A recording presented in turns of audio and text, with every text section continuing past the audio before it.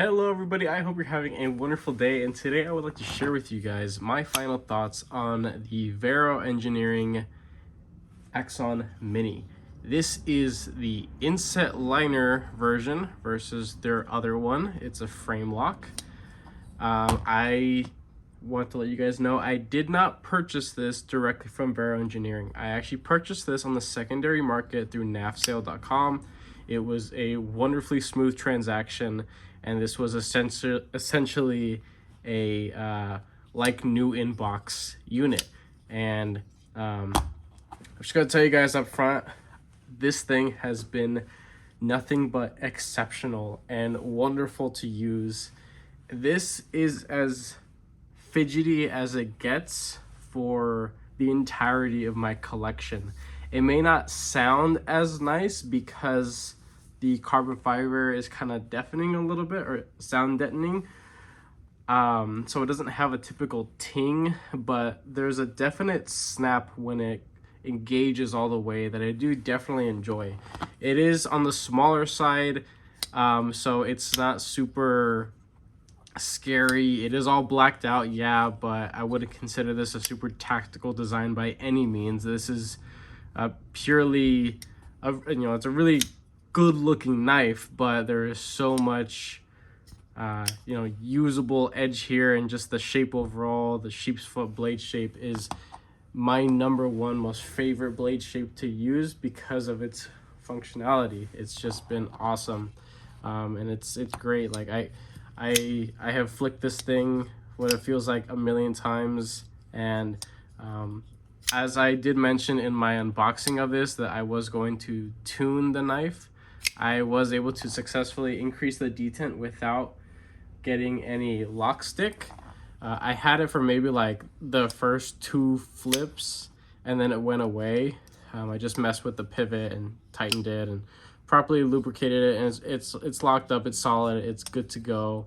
I'm happy with it. It's not super drop shreddy guillotine, but it's definitely good enough for me. I do definitely enjoy it. It's extremely smooth. So wonderful knife to use, to look at, and to play around with. And this thing's really checking a lot of boxes for me. It really is.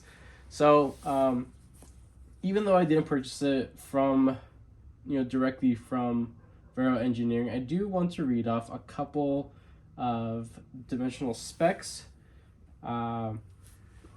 There aren't any inset liner locks available right now, but there are a buttload of them dropping soon, and there are so many different variants. There was actually a recent release of some frame lock versions, and I actually received one of them. I got the reverse tux, of course. It's perfect. I love it. It's great. So overall length of this guy is 6.5 inches. Weight is 2.4. And yeah, we can go ahead and check that right here on my little scale. 2.4, perfect. The cutting edge is 2.7, so this is definitely going to be a very easy knife to carry.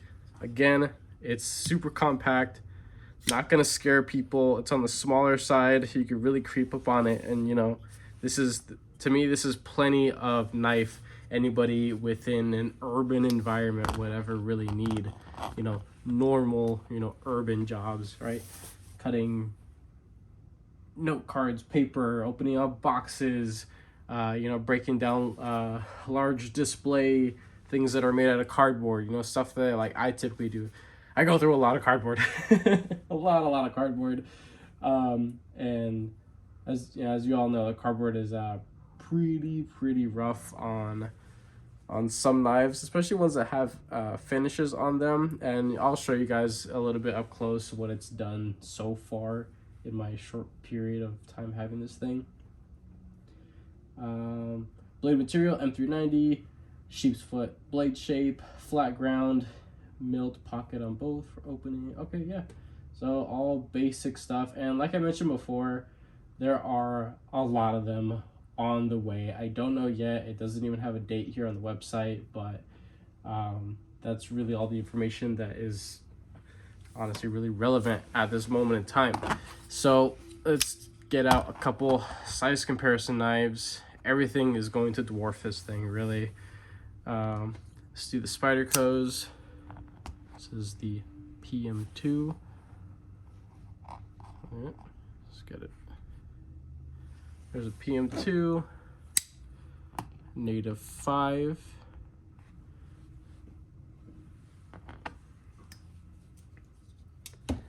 Definitely gotta lubricate that PM2. It's getting a little stiff there. I also gotta use it more often. Benchmade Osborne at 940. Also another wonderful blacked out knife. Benchmade Bug Out. Yes, this is smaller than a Bug Out. A lot of people, may not like the Bug Out because of its size, but again, a lot of my favorite knives are very, very common in urban environments. Demco 80-20.5. Last but not least, Civivi Elementum. So yeah, closest thing is a Civivi Elementum. I believe now this is the smallest knife that I own. I do technically still have my Spyderco Little Native. It's actually available on navsale.com if anybody's interested. I have those custom RGT scales on it. Carried it maybe like once or twice after putting the scales on, and I'm not gonna really use it. So this little guy has definitely surprised me for sure. But let me just show you really quick all the wear I've done to this. This is a freshly cleaned blade, and you could see all the wear marks, all the slash marks as I move through dense cardboard and plastic and things like that. This does have a fresh wicked edge on it, stropped I think like once afterwards. Carrying a little pocket strap definitely helps, and this thing is super easy to just, a couple little swipes back and forth, good to go. Hair shaving sharp. They don't say on the website, to my knowledge, what they're running their blade steel at, but I think it's good to go. I haven't noticed it being really soft. It felt like average M390. It wasn't anything that really surprised me when I went to go sharpen it.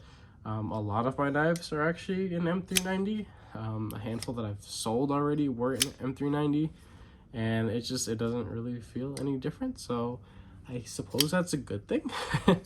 So let's just get some up close and personal with this thing. So here are the little deployment slots that are milled in to either side.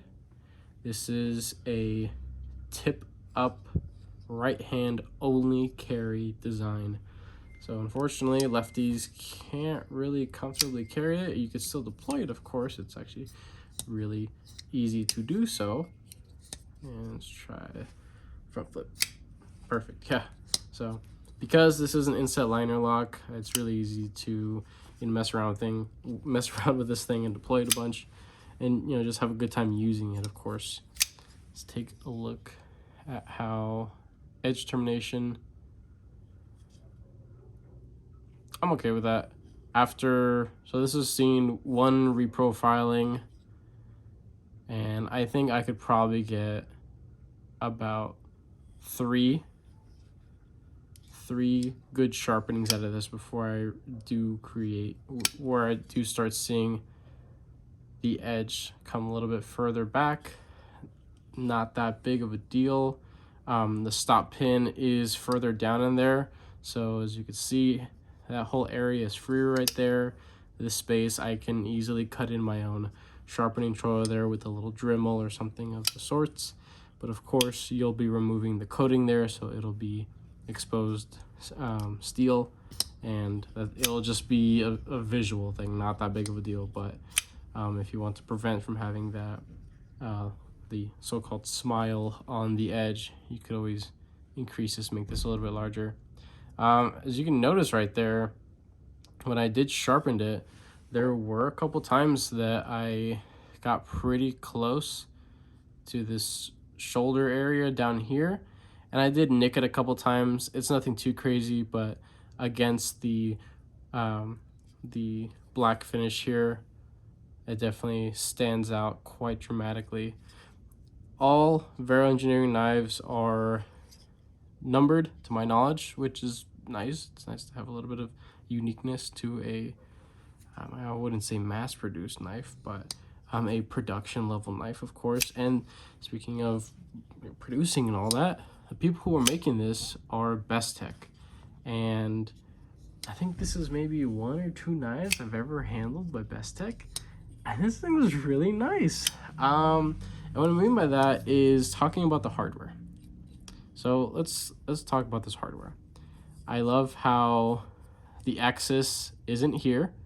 This is closed, right? This is the right side, should be closed. This side should be more decorative.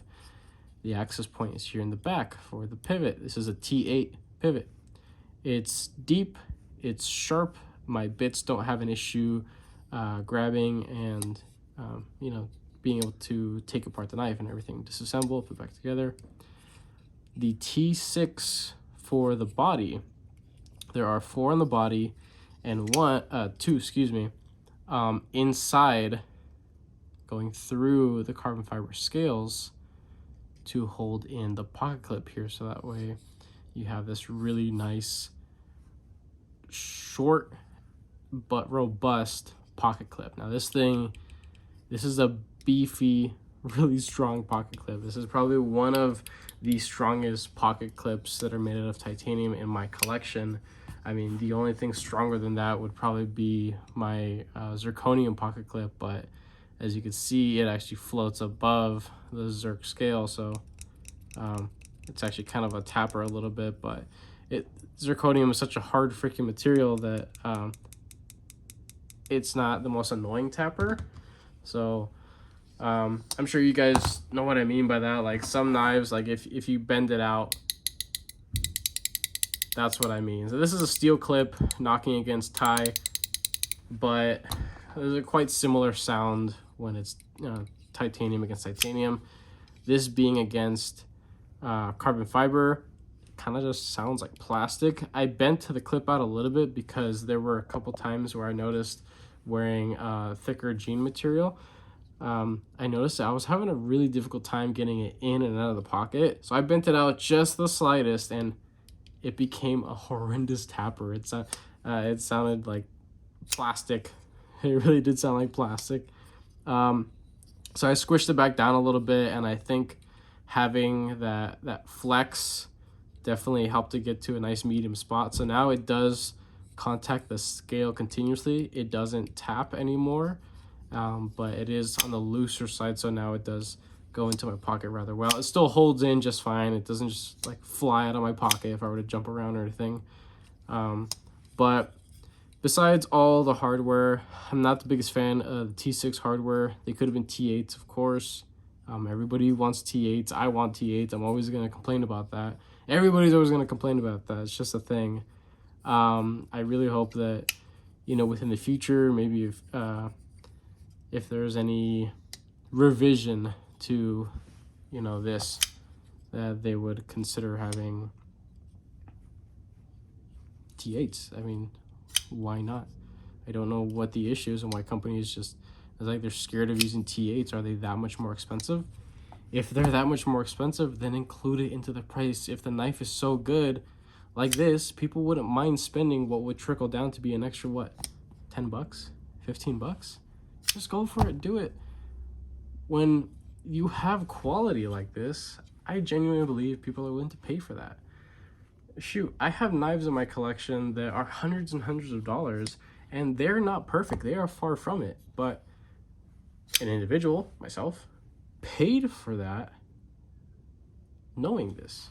So, I mean, people are going to debate that. But I will say that for this example, from Bestech, I think that their hardware is actually quite nice. The tooling is deep. My bits have no issue grabbing onto them to disassemble this knife. It was actually extremely easy to disassemble and put back together.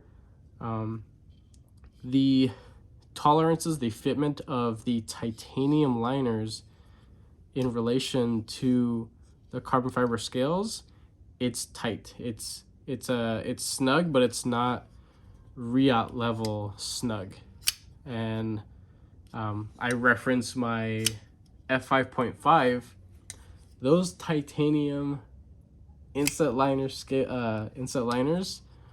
are I forgot what the fitment is called, but there is so much resistance between the two.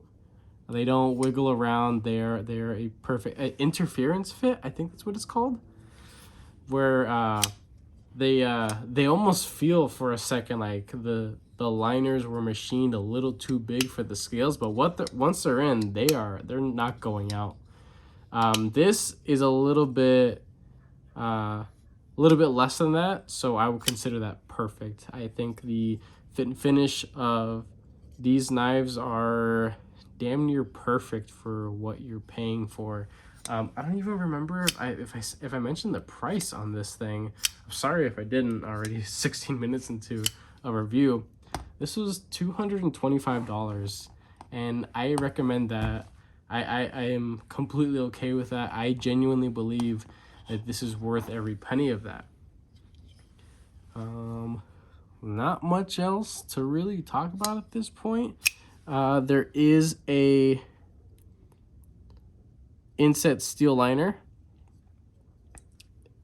Is a little bit sharp right there, but you're not really going to be interacting with that up in there too often. The axis to the liner, as you can see, it doesn't look like there is any from the top down view, but this knife is actually wide enough. There is a nice textured scallop there in the carbon fiber, and the steel is excuse me, not the steel, the titanium liner is actually well rounded off, and it's actually very comfortable to disengage. So I do definitely enjoy that. People with larger fingers may not really feel too good about jamming their finger in there, but for me, disengaging, it is perfectly fine. Like I was mentioning earlier, I can mess around with this thing all day long with zero finger fatigue or nail fatigue, whatever you want to call it.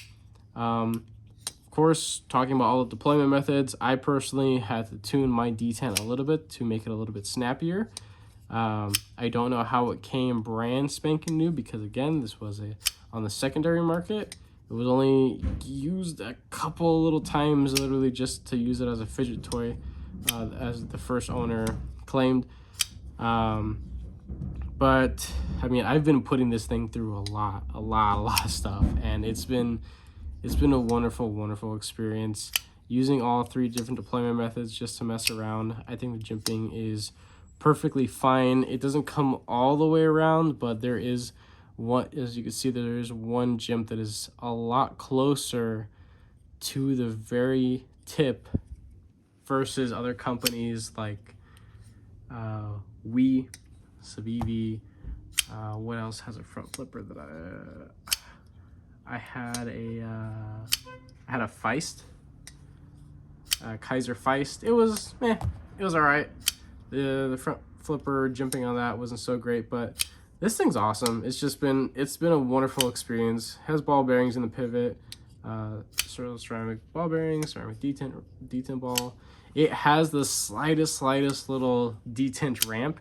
You don't really notice it because it is so easy to disengage, but I just noticed that was a nice little premium touch there. There is actually some holes in there for weight relief. It's probably a little bit difficult to see in there. Do I have a flashlight? Yes, I do have a flashlight. Wow. Maybe that'll help. All right. You can see those large holes in there, multiple of them, even on the other side. So, I mean, yeah, I do definitely believe that this may not be a large knife for the money, but for the quality, fit, and finish and what you're getting here, this thing's pretty darn good. And now I do own the frame lock version of this. I'm going to be going back and forth between the two, carrying them both, of course, different days. just to really see what's the benefit of either or. With that being said, I hope you enjoyed this little review. If you did enjoy it, go ahead, give this video a like. If you do like this kind of content and you want to check out other stuff that I have to offer in the future, go ahead and consider subscribing. Turn on your notification bell so you are notified about new videos and stuff, and unboxings and comparisons and all that good stuff. So with that all out of the way, have a wonderful rest of your day.